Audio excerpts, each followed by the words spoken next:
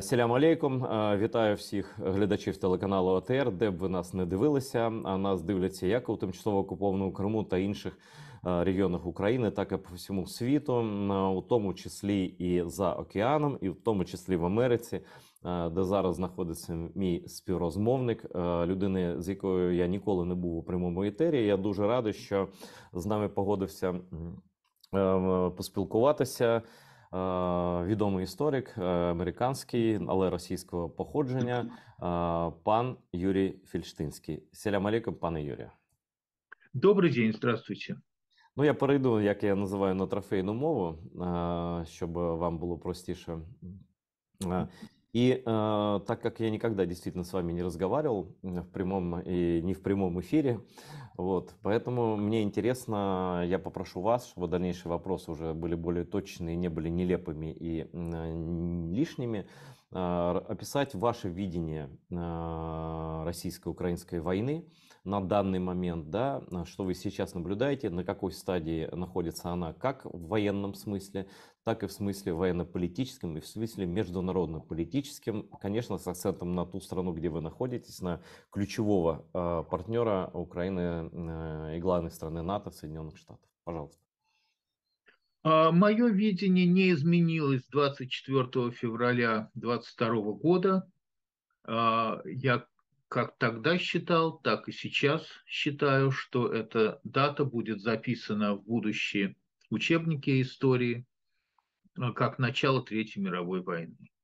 Вопрос только в том, этот вопрос стоял и 24 февраля, и на сегодня этот вопрос остается в силе, как именно эта война будет проистекать, сколько времени она займет, когда она закончится и какую цену мы все должны будем заплатить за победу над Российской Федерацией. Самым серьезным, наверное, фактором, который еще нам непонятен, остается вопрос о том, будет ли задействовано ядерное оружие, потому что если оно будет использовано, то, соответственно, эта война примет совсем другой характер. Ясно. Ну, тогда сразу с места в карьер по Третьей мировой. Я так тоже всегда говорил, что и даже до 24 февраля, наверное, вы тоже предвидели, что может быть, что это может перерасти в Третью мировую. И я ее так и называю. Она по смыслу Третья мировая, по форме она, может быть, не отвечает этому требованию пока, но по смыслу, да. Но вот, например, западные журналисты, я разговаривал с одним швейцарцем, он говорит, не преувеличивайте, нет, все это страшно, для Украины страшно и так далее. Это все-таки локальный конфликт. Но я хотел сказать ему, что для вас, швейцарцев, Вторая мировая война была локальным конфликтом. Вот, где-то не у вас, да. Но, с другой стороны, вот где та грань, которая отделяет нас от, ну, кроме ядерного оружия. Тут я с вами согласен, это мы отдельно обсудим сценарий возможный с этим делом, да. Но вот какие признаки Третьей мировой войны вы, как историк, человек, ну, докторской степени исторической, человек, живущий давно и наблюдающий за всем этим, вы видите вот прям четкие критерии именно Третьей мировой? Ну, один из вопросов очевидных, да, это расширение географическое границ этой войны. Да? То есть пока что эта война охватывает, формально говоря, Российскую Федерацию, Беларусь и Украину.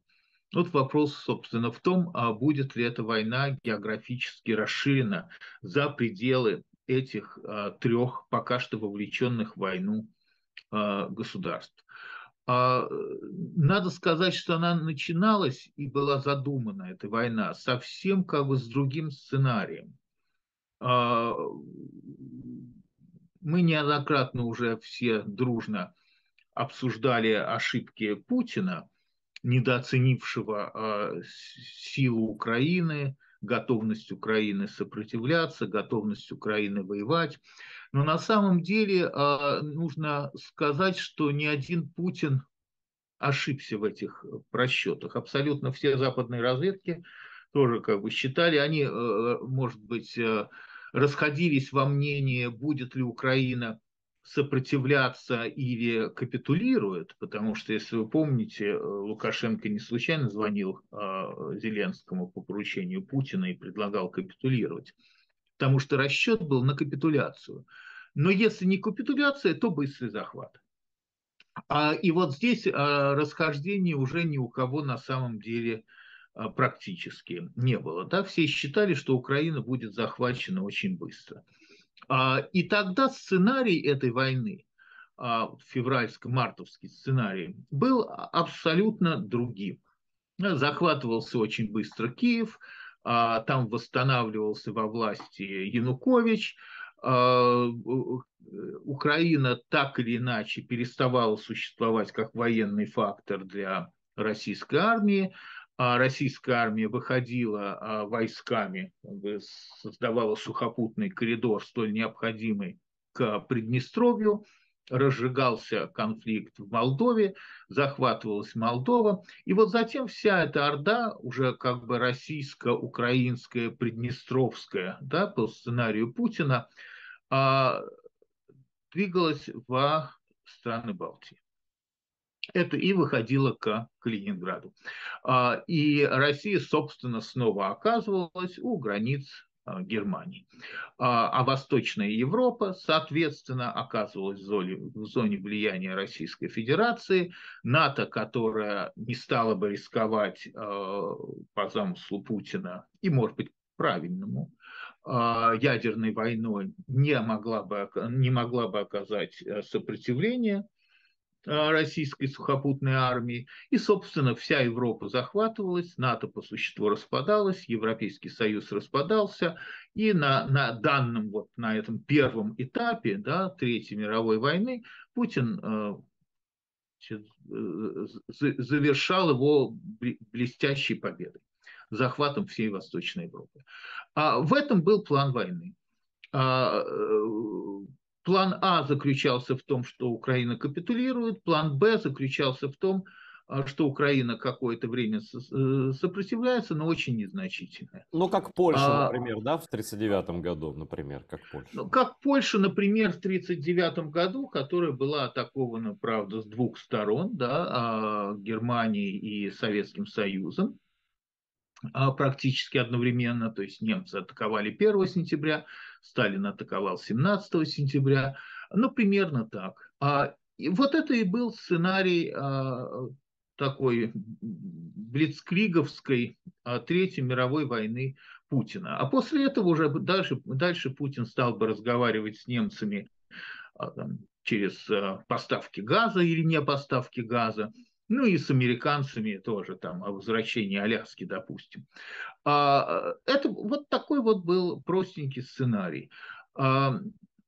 Сценарий этот был нарушен сопротивлением украинской армии. И через 10 уже месяцев войны сейчас, да, ситуация несколько изменилась.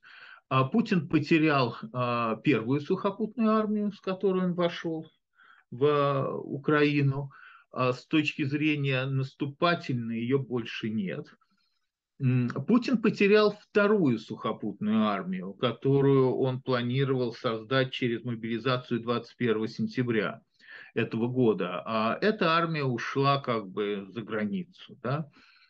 И сейчас он будет создавать, и уже создает, третий эшелон армии. Не будем недооценивать в этом плане Россию. Это страна с практически неограниченными мобилизационными ресурсами. К тому же исторически в России не ценится человеческая жизнь. Исторически Россия всегда во всех войнах теряет больше людей, чем все ее участники. И психология и правительства, и населения, к сожалению, для россиян заключается в том, что в интересах государства можно угробить абсолютно любое количество миллионов человек.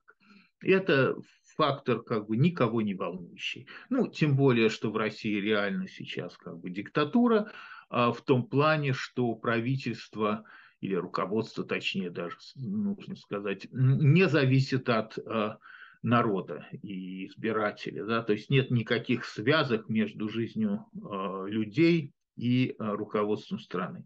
Поэтому Путин действительно может в общем-то, делать в России все, что он хочет, и мы видим, что это то, что происходит. Да? Поэтому, повторяю, не нужно недооценивать мобилизационный ресурс Российской Федерации. Он в каком-то смысле бесконечен. У Украины есть союзники. Мы это знаем, мы это видим. Спасибо им огромное. Они помогают оружием, они помогают деньгами, они помогают приемом беженцев. Но и здесь есть серьезные оговорки. Как бы эти союзники при ну, в целом добром и хорошем отношении к Украине и, безусловно, глобальная масса населения всех европейских стран и Соединенных Штатов в этой войне на стороне Украины и сочувствие на стороне Украины. А здесь у нас как бы сомнений и вопросов нет. Но в чем у нас, конечно, есть сомнения и вопросы, это в том, что разные украинские союзники, кто-то в большей степени, кто-то в меньшей степени, при том, что они помогают Украине, больше всего на свете хотят остановить эту войну любой ценой. И когда я говорю любой ценой, я имею в виду, например, то, что, например, Германия или, например, Франция. Особенно на начальном этапе. Сейчас, может быть, что-то меняется после 10 месяцев. Это другое дело. Больше всего на свете хотели, чтобы Украина уже скорее как бы сдалась, капитулировала, перестала сопротивляться, и чтобы вот эта вот старая жуткая война закончилась, и все бы стали жить по-старому. Да? Но уже это сценарий, который Потому невозможен. что совершенно верно. Уже этот сценарий невозможен, и поэтому я и говорился, что сейчас это меняется, потому что, понимаете, не случайно же Киссинджер где-то там неделю-две недели назад опубликовал статью, смысл которой был в том, что, слушайте, как хорошо было, вот когда существовал Советский Союз. Вот было все стабильно, мирно, разделено все там, Неизлечимый, абсолютно между неизлечимый. двумя великими державами. А? Неизлечимый, я говорю про Что-что? Киссинджера. Про Киссинджера говорю, что он Вот, ну, неизлечимый. я даже не думаю, что это он писал эту статью, будем откровенны. Я думаю, что для него эту статью написали, и я подозреваю, что это был вполне хороший бизнес-проект. Но неважно, не будем осуждать и строго судить 99-летнего человека. Но суть в том, что это отражение некой позиции какого-то количества людей в разных странах. Да? И а, то, что ну, я называю Германию и Францию, потому что они как бы типичные в этом смысле представители вот этих вот европейских групп населения, которые хотели бы эту войну остановить любой ценой, в том числе и через капитуляцию Украины. А то, что они, конечно, не учли, да, вот Путин не учел каких-то моментов, да, когда он вторгся в Украину, он как бы не учел того факта и фактора, что Украина будет сопротивляться. И на самом деле примерно это же не учли, там, условно говоря, французы с немцами. После 1991 года Восточная Европа как бы осознала и поняла, что она никогда не вернется больше под власть России. Вот она лучше умрет, как вот умирают сейчас украинцы, но под власть Российской Федерации Восточная Европа не вернется никогда. Чем скорее это осознают, скажем так, во Франции и в Германии, что мир изменился, да, тем проще им будет понять, как же разрешить вот ту проблему, да, которую сейчас создал для всех Путин. Разрешить ее на самом деле можно только одним способом: через поражение Российской Федерации. Вот никакого другого способа решить эту проблему не существует. В Америке, я думаю, это понимают лучше, чем, скажем, прямо в Германии и даже во Франции. А вот как только, собственно, основные европейские державы, да, потому что в Англии это тоже понимают очень хорошо, потому что англичане с 1939 по 1941 год воевали в полном Да. одиночестве с гитлеровской Германией, да, и к тому же Советский Союз тогда еще был тоже на стороне Германии, а Польшу уже как бы проглотили, да, и помощи англичанам никто не оказывал, ну, только чуть-чуть американцы через Ленд-Лиз. Поэтому англичане как раз очень хорошо понимают, о чем идет речь и что стоит на кону. А, а французы, ну, традиционно французы вообще как бы всегда предпочитали сдаваться, да, а не воевать в надежде, справедливо, да, справедливой надежды, что как-нибудь разрулится, кто-нибудь нас освободит, да. Мгм. Ну, немцы, не будем сейчас уже обсуждать немцев применительно к истории Второй мировой войны. Поэтому мир изменился. И это не осознал и не понимал, и не понял, и не поймет Путин.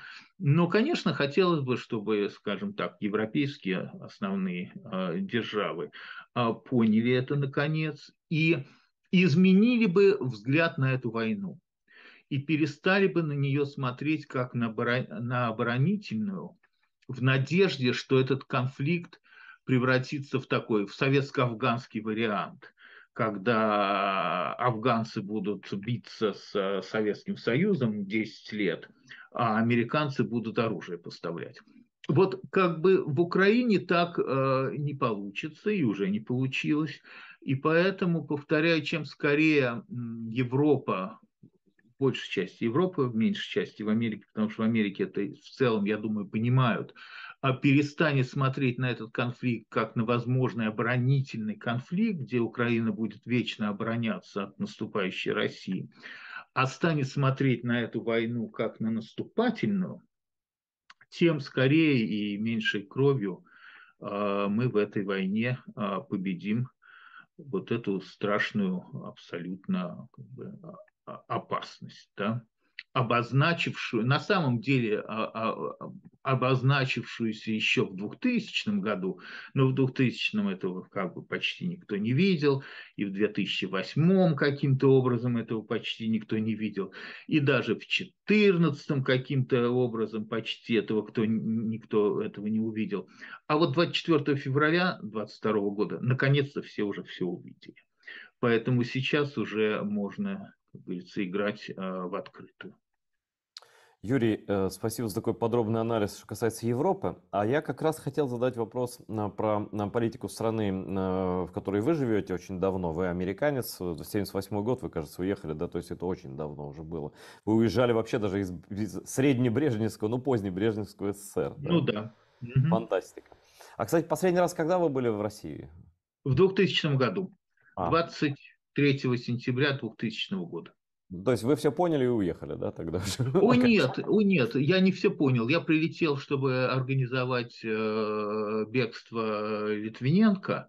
М. Э, 23-го прилетел, 24 сентября улетел, и 1 октября он перешел границу, и, собственно, уже дальше начался его иммиграционный период его жизни. Да, Литвиненко, я напомню, это бывший сотрудник российских спецслужб, которого отравил Путин, фактически, будем называть вещи своими именами. Я знаком с его вдовой, замечательной женщиной. Вот.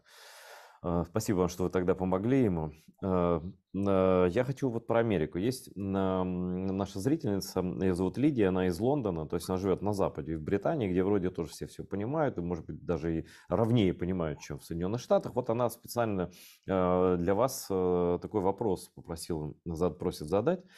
Юрий, уважаемый Юрий, как можно объяснить американским людям, правителям, особенно республиканцам, что их обработала агентура ФСБ, и что это идиотизм не помогать Украине или ограничивать помощь Украине, да, как ее сдерживать? Логика, если не работает.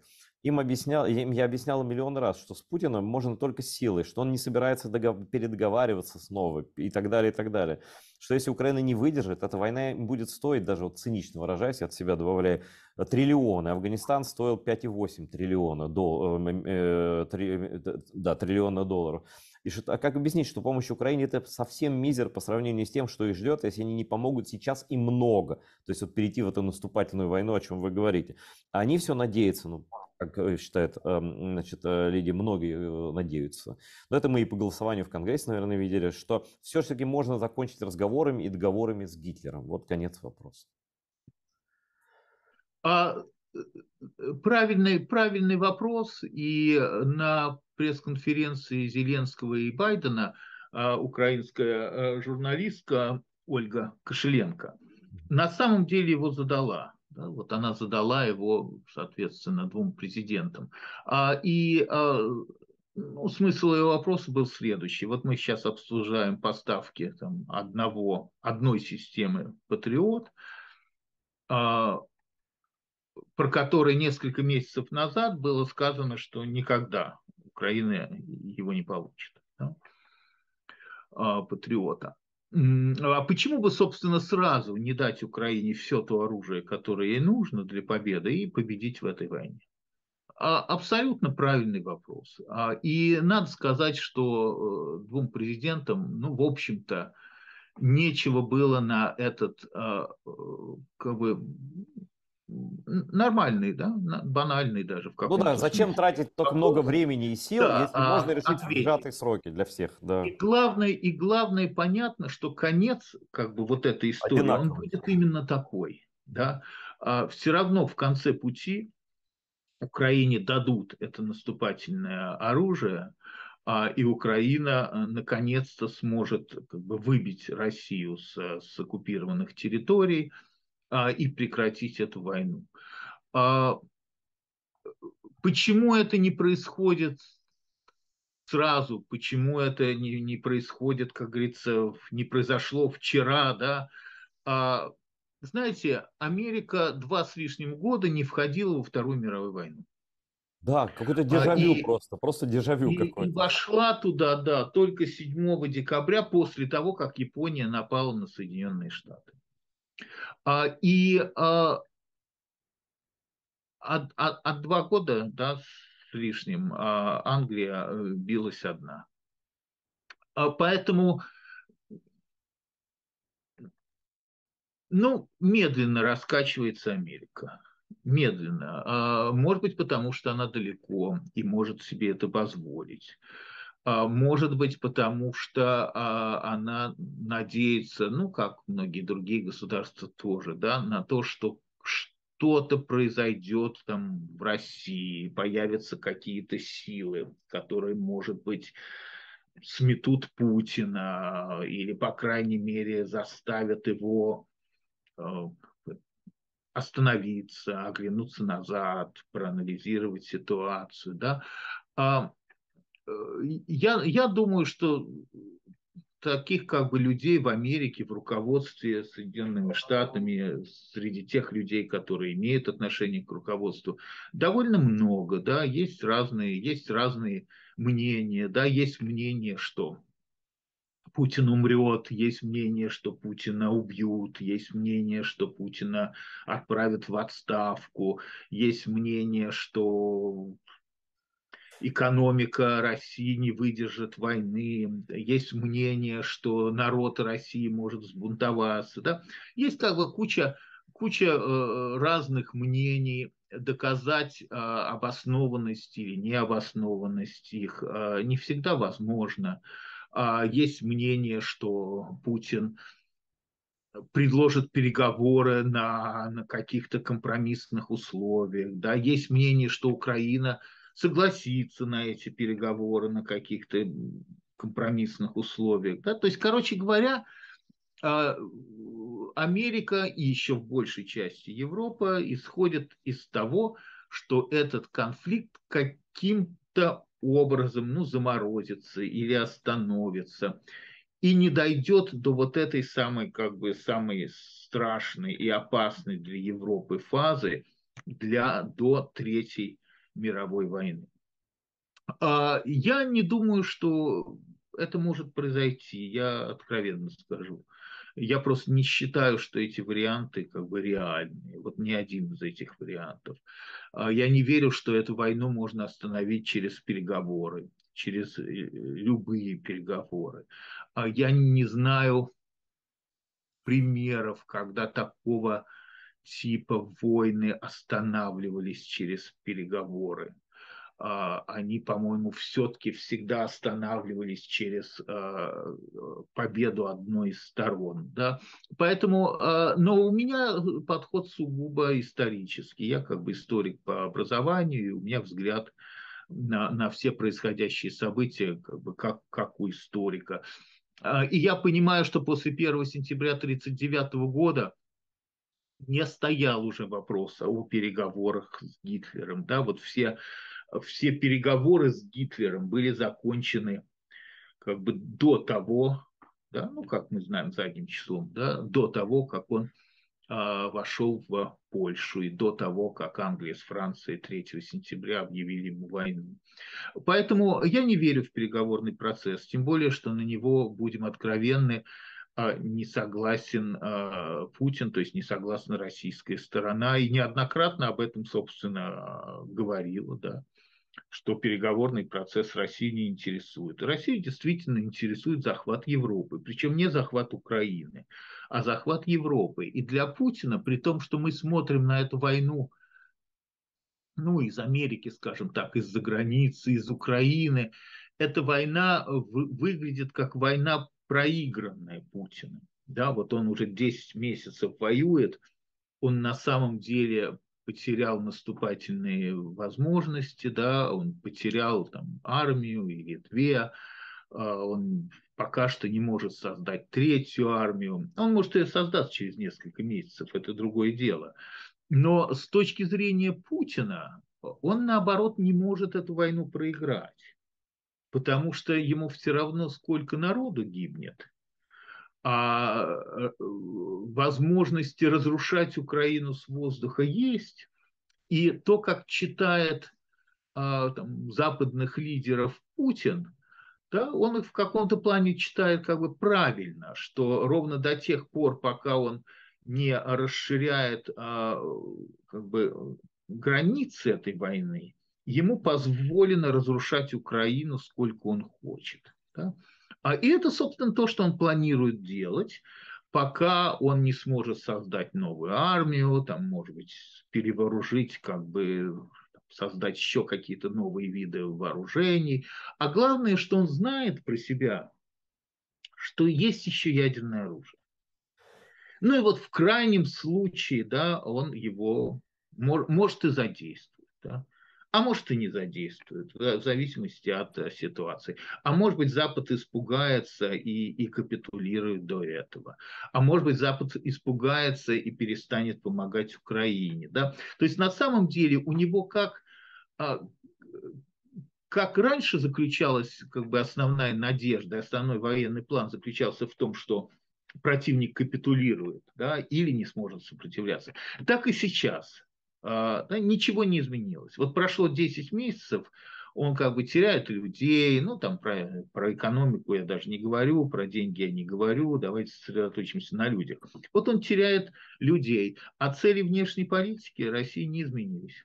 Вот как они заключались в том, чтобы там, разрушить и захватить Украину и захватить Восточную Европу, так, собственно, все эти планы и остались в Сирии. Единственное, что изменилось, риторика. Если раньше, условно говоря, предполагалось для внешнего и внутреннего пользования, что это такая блицкриговская военная операция, которая быстро закончится, ну, захватом Украины подразумевалось, да, то сейчас уже вроде бы стыдно признаться, что 10 месяцев Россия воюет в Украине. Поэтому уже риторика изменилась, и уже говорится, что война идет с НАТО. Да? Вот на территории Украины Россия воюет с НАТО. Ну, если Россия воюет с НАТО на территории Украины, то вроде бы это объясняет, почему Россия не может уже 10 месяцев эту войну закончить, победоносно завершить. Вот это то, что изменилось. Тон агрессивный как бы только усиливается. Уровень, я даже не знаю, как это назвать, потому что слов не хватает в словаре, там, отвязности, отмороженности, уровень дебилизма, уровень разжижения мозгов у коллективного руководства Российской Федерации на самом деле возрастает. Вот с каждым месяцем только возрастает. И это очень легко можно определить, например, по текстам и твиттерам Медведева, именно Медведева, да, потому что ну, это вроде бы человек с высшим образованием, он вроде бы был президентом России. Я понимаю, что его поставили на 4 года временно, чтобы Путин смог передохнуть. Но тем не менее, он был президентом России. Он не из ФСБ, то есть это не просто какой-то там тупой российский военный или не очень далекий ФСБшник. И вот он выпускает как бы, под своим именем, даже не под псевдонимом, да, вот все эти тексты, которые как бы один дебильнее другого. Поэтому Пригожин, который ездит по лагерям, собирает заключенных, Кадыров, который уже абсолютно как бы потерял ориентацию, уже не понимает, он вообще как бы президент Чеченской республики или всего земного шара. Да. Вот это все последствия вот этой 10 месяцев назад начатой войны. И нет, повторяю, никаких указаний на то, что все вот это закончится, да, хотя бы на уровне риторики, хотя бы на уровне вот этой вот словесной агрессии. Она, наоборот, все возрастает и возрастает и возрастает, а, и Западу тут не на что, между нами говоря, надеяться и не на что рассчитывать. Но уже теперь, я думаю, понятно, и Макрону уже понятно, да, что уже нельзя с Путиным сесть за стол переговоров. Да, никому нельзя. Уже Макрон, я думаю, с ним не Ну, то сядет есть, за стол. Юрий, то есть Путин, он фактически своими действиями, ну и коллективный Путин, он обезоруживает даже тех людей, его ферштейеров там каких-то, может даже агентов, которые что-то там говорят про, там, что с ним можно помириться. Вот это та же наша зрительница Лидия говорит там про таких людей, как там Такер Карлсон, там такой протрампист, да, насколько я понимаю, Да, популярный да. журналист в Америке, там Клейтон Моррис там и так далее, но которые фактически работают на Россию, там, сознательно, несознательно, ну, это уже второй вопрос, да, вот. И Байден тоже вынужден оглядываться на республиканцев, и тоже он вагается, там, взвешивает, да, но фактически мы же с вами вот понимаем, из того, что я с вами полностью согласен, что как бы они не тормозили этот процесс, из каких бы соображений там Байден не был более-менее решительным, чем нужно, да, закончится одним и тем же, Путин не даст никому с собой подружиться, ну, как бы он сам взрывает эти мосты, вот, и вопрос у меня такой будет. То, что ошибка, то, что недооценка Украины, то, что и Запад недооценил на самом деле, но Путин уж точно. Исторические аналогии, они всегда хромают, конечно же, да, но есть общее, есть необщее. Все-таки Гитлер, когда он напал, ну вот этот последний рывок его был на Польшу, да, уже когда он свои намерения окончательно предъявил миру, уже там не в качестве там вот собиратель земель, а именно вот немецких, а именно как мировая война, значит, у него все-таки за спиной уже было много завоеванных народов. Там в его армии было полно, значит, всяких представителей разных стран, вся Европа, да. Вот, когда он напал уже на Советский Союз, и французы уже были подчинены, ну, там вся Европа лежала у его ног, огромные ресурсы, рабочая сила там и так далее, и так далее.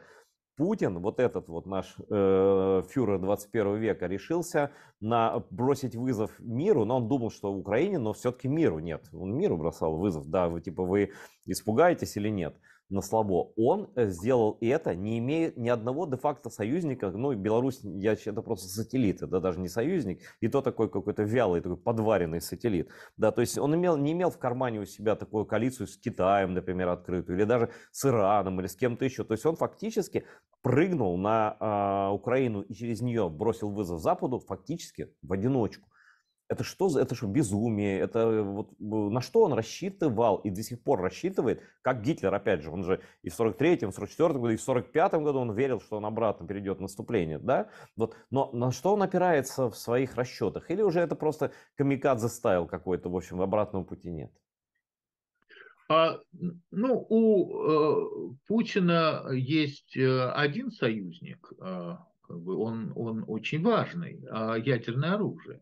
Мгм. Это единственный союзник, на которого Путин всерьез рассчитывает. И опять же, поскольку идея исходная февральская этого года заключалась в том, чтобы противник испугался и капитулировал, то, то испугаться и капитулировать, как считает Путин, да, он в конце концов, этот противник, может под влиянием ядерного оружия. Другое дело, что да, это самоубийственная вроде бы политика, но, понимаете, аналогии, конечно, они действительно... Я хоть историк, я не часто пользуюсь аналогиями, и как раз считаю, что аналогии очень редки в истории. Да? Но вот со Второй мировой войной аналогии действительно нам помогают. А Гитлер начал 1 сентября 1939 года войну с Польшей. На самом деле Гитлер не считал, не знал в тот момент, что он начинает Вторую мировую войну. Потому что по договору со Сталиным, просто Сталин Гитлера немножко обманул, по договору со Сталиным они должны были одновременно напасть на Польшу. И предполагалось, что Англия с Францией, хотя Гитлер знал о существовании договора о взаимопомощи между Англией, Францией и Польшей, но предполагалось, что Польша будет захвачена настолько быстро, что англичане с французами как бы не успеют объявить войну Германии. А в этом плане Вторая мировая война была как бы в большей степени развязана Сталиным, а не Гитлером, потому что вот эта вот задержка в 17 дней Сталином была сделана абсолютно умышленно. Как раз Сталин очень хотел дождаться момента, пока Англия с Францией объявят Германии войну, чтобы началась Вторая мировая война. А у Гитлера были союзники. Была Италия, была Венгрия, была Япония, да. То есть в этом плане Гитлер чувствовал себя абсолютно уверенно. Да. В сентябре 1939 года на Советский Союз нападать в 1941 году он абсолютно как бы не планировал. Да. Значит, повторяю, Гитлер не знал о том, что он начинает Вторую мировую войну. А, знал ли Путин о том, что он начинает Третью мировую войну? Думаю, что знал. Думаю, что как раз знал. Именно потому, что Украина была как бы второй, на самом деле, жертвой. Первой жертвой стала Беларусь, ну, такой как бы тихо захваченной, мирно захваченной.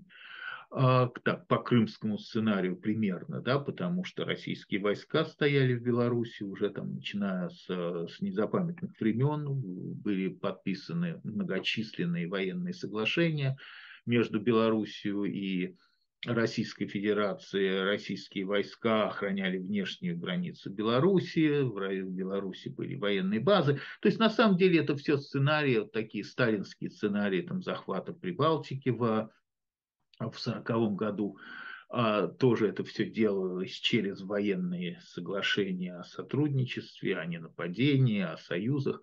Но Украина была, повторяю, не второй, допустим, жертвой, но не последней, и Путин не планировал останавливаться на Украине, и он это очень хорошо знал. Но его расчет заключался в том, что Запад не будет воевать. Не будет воевать. И, в общем-то, после 10 месяцев войны мы видим, что вот этот расчет оказался правильным, потому что Запад не готов воевать.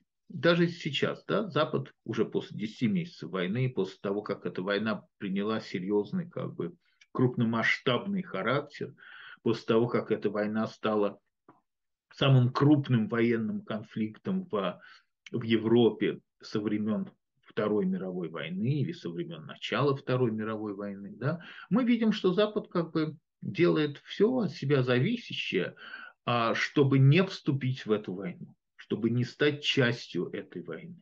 Да? Так что в этом плане расчет Путина оказался абсолютно правильным. Да? Запад не хотел бы воевать с Российской Федерацией. Но тут мы, Юрий, переходим к следующему этапу. Вот как раз о ядерном оружии, о чем вы говорите. Я помню, ну я Медведева даже не беру, я Путина возьму. Ядерная риторика то повышалась, то понижалась. По версии там Лаврова, вот он недавно сказал, что типа они пригрозили убить нашего любимого фюрера. Кстати, как вы к этому относитесь, тоже хочу спросить. Действительно могла прозвучать угроза, что если ты перейдешь вот этот ядерный порог, то ты сам становишься мишенью, тогда уже как бы не обижайся. Знаешь, что Путин любит жизнь там и так далее. Он не Гитлер в плане фанатизма, наверное, опять же, да? Вот. И, как можно предположить, вот была ли такая угроза прямо или косвенно указана Путину. И все-таки вот именно вхождение в каком-то виде в войну, наверное, оно возможно Запада, НАТО и так далее, в случае, если Путин все-таки решится на применение, перейти ядерный Рубикон. Вот он, наверное, для этого как бы... Что может быть в этом случае? И может ли это быть, вот, в принципе? Какова вероятность такого развития ситуации? Я скажу откровенно, в моей фантазии не хватает на описание сюжета как бы после ядерного удара. Вот я не знаю, что произойдет в мире, насколько этот мир изменится, насколько вообще все изменится, насколько другая история начнется в мире, если будет задействовано ядерное оружие. Я думаю, что при всех там военных играх, которые, наверное, проводят генштабы, и, может быть, генштабы там всех стран или генштабы ядерных держав, я не думаю, что все равно мы можем вот уже сейчас осознать, понять, каким станет мир, если будет задействовано ядерное оружие. При этом надо понимать, что чем больше длится эта война, тем чаще мы слышим про ядерное оружие, и постепенно привыкаем или приучиваем к себя к тому, что эта война может как бы стать ядерной. Это, в принципе, нездоровое явление, потому что год назад, я думаю, в Европе никто всерьез не обсуждал бы Это вероятность того, что Россия может нанести ядерный удар, например, по Украине, а Беларусь может нанести ядерный удар, например, по Литве или Польше. Но, тем не менее, вот прошло уже 10 месяцев, Лукашенко вывел Беларусь еще в марте из безъядерного соглашения. На днях он сделал заявление о том, как он сказал, я даже записал себе, специфические боеприпасы, да, что будут устанавливаться на белорусских самолетах, будут установлены специфические боеприпасы. Специфические боеприпасы – это ракеты с ядерными боеголовками. Да? Поэтому как бы мы сами, ну, со всех сторон, да, и с российской в том числе, уже как бы приучаем постепенно себя к мысли о том, что ядерная война может быть, стать реальностью. НАТО уже сделала, как обычно, торопливое и очень как бы неумное заявление о том, что в случае нанесения ядерного удара по Украине из России НАТО не будет отвечать, поскольку Украина не является членом НАТО. А Лукашенко сделал заявление о том, что они могут наносить удары по территории Литвы и Польши, поскольку оттуда исходит угроза для независимости Беларуси. И я уже не говорю о том, что все дружно еще как бы анализируют, будет ли Путин наносить там, по Украине ядерные удары, или он устроит саботаж атомных электростанций и будет наносить удары по атомным электростанциям. Шойгу звонит министрам обороны всех как бы, членов НАТО и узнает у них, как они будут реагировать, если в Украине взорвется грязная бомба. Да, то есть вот это вот атомный, как бы, атомный шантаж или атомный блеф, да, он стал уже у нас фактором. Повторяю, у меня не хватает фантазии на анализ того, что произойдет, если Путин действительно использует ядерное оружие. Юрий, Но я хочу уточнить, вот, извините, что, может, перебил вас, если что, но смотрите, вот тот тон, я по косвенным данным сужу, тот тон, как Байден говорит, я даже не хочу это обсуждать, ну, наверное, если он так говорит, что я даже не хочу ядерный сценарий обсуждать, значит, возможно, какой-то месседж конкретный передан Путину, и там даже была цитата прямая, по-моему, из Бернса, глава ЦРУ, что они передали, они уверены, что месседж дошел до Путина. Мы действительно не знаем, и я фантазировать не буду, что в этом месседже, но что что-то передано, и на этом Байден как бы поставил точку, по крайней мере, на данном этапе. Не кажется ли вам, что это так, нет? Ну, понимаете, мы же не знаем, что в этом месседже. Может быть, там написано, что если Путин применит ядерное оружие, то американцы надавят на American Express и аннулируют его кредитную карточку. Понимаете, я далек от мысли, что Путина легко можно устранить. И что этот месседж заключал в себе личную угрозу, вот, которую вы упомянули. Я помню, как американцы потратили много сил и времени, чтобы попробовать устранить Хусейна. В Ираке не смогли этого сделать, и, как говорится, пришлось для этого оккупировать всю страну. Хороший пример, да, спасибо. Угу. Понимаете, поэтому я не думаю, что задача как бы устранения Путина реальная. У нас нет таких примеров, в общем-то, в истории. Да? Я думаю, что и Гитлера хорошо было бы устранить во время Второй мировой войны, но почему-то ни у кого это не получилось, пока он сам не застрелился.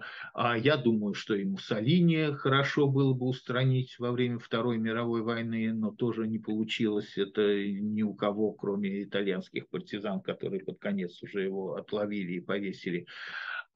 Поэтому я не закладывался бы сейчас на там, болезни Путина, которых нет, он здоровее всех Абсолютно с вами нас, согласен. да, Абсолютно согласен. на то, что его там случайно машина собьет Нет, более на того, я думаю, что, пешеходной Юрий, дорожке. что это специальный месседж ФСБ и распускает, про то, что не надо давить, он сам умрет, он там завтра Я умрет, тоже так переворот думаю, будет да, завтра. Вы только конечно. не надо, не давите, все само по себе произойдет, как детям рассказывают про Деда Мороза. Я прошу прощения за такую эмоцию, ну вот Ну реально. да, а главное, что мы видим, что Путин не единственный, что это коллективный Путин, что абсолютно все то же самое говорит там Патрушев, что еще все то же самое, да только поглупее и похлеще, потому что ему так поручено, говорит Медведев, что то же самое говорит Лавров, что то же самое говорит Шойгу.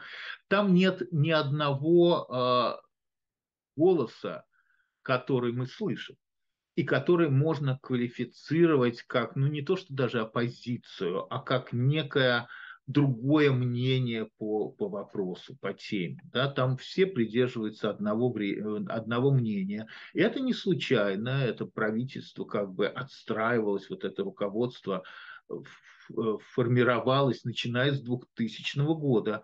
А то, с чем мы имеем сейчас дело, это результат продуманной, отстроенной политики. Да?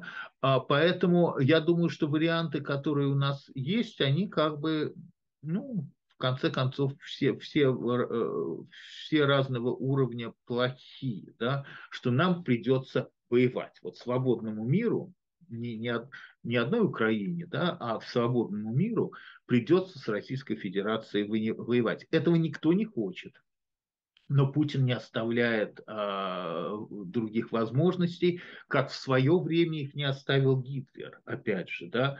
Никому не хотелось воевать с Гитлером. Мы помним, как ему сдавали все, что только можно сдать, как говорится, до 1 сентября 1939 года включительно, да. Но с какого-то момента уже понятно стало, что страусиная политика не работает, да, что когда стоишь на бетонном полу, голову сунуть некуда.